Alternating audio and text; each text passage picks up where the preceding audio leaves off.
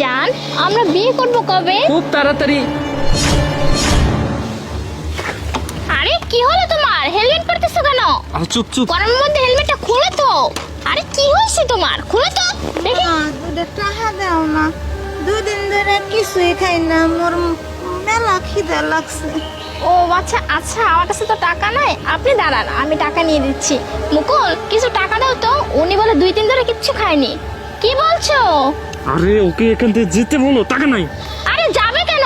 টাকা দাও, টাকা দিচ্ছি, উনি কিছু খায়নি, দাও টাকা দাও। টাকা নাই, ওকে এখান থেকে যাইতে বলো। মা একটু থামো তুমি, আমার পোলার মতন কথাবার্তা, আমি কি হ্যাঁ একটু দেখতে পারি মুখটা? আরে আপনি সব কি বলছেন? আপনি ছেলে হবে কেন? আপনি তো রাস্তার একটা ভিখারি, তারপরে যে অবস্থা। না না, এটা আপনার ছেলে না। মুকুল দাও না কিছু টাকা, ওনাকে বিদায় করে দেয়। আমার কাছে ভাঙতি টাকা নেই, চলো এখান থেকে, ওকে যেতে বলো, চলো। শোনো, আমি ভুল বলতে পারি কিন্তু